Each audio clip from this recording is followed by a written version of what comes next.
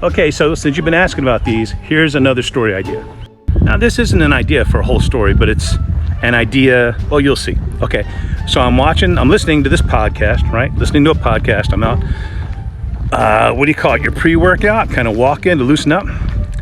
And the guest on the show, see, I look terrible in hats. There got to be a better way. You guys come up with some better way to have me out here in the sun getting exercise without looking like a dork. Anyhow, the guest on the show is a neurobiologist.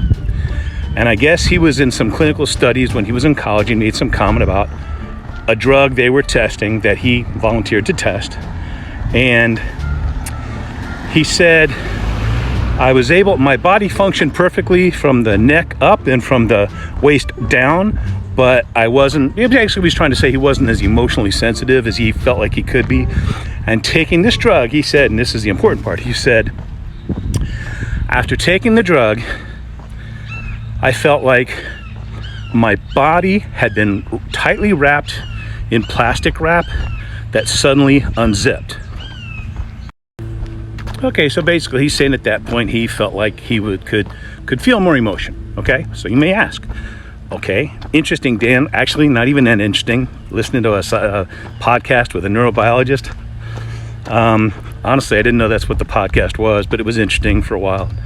And hey, how much attention was I paying if I'm thinking about story ideas? But when he said that, it just struck me as an interesting phrase. And all I did was I grabbed that phrase in my head, and I turned it around and I said, I'm working on this story where this guy goes on a rampage and he starts killing people, and there should be some emotional release after he kills his first victim.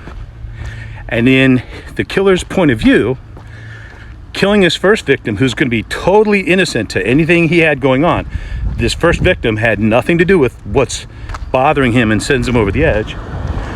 But after killing that first victim, he's going to, I don't know if he's going to stab her or shoot her. I think he's going to stab her. We'll see.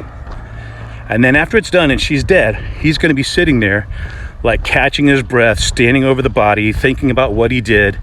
He's probably happy about what he did, and he's going to make some kind of internal thought it was as if up until this very moment in his life, his entire body had slowly been wrapped in plastic wrap that was getting tighter and tighter, and now with this one act, it had all been unzipped or all been unreleased or something like that. That just struck me, that comment just struck me as weird but usable and unique and interesting, right?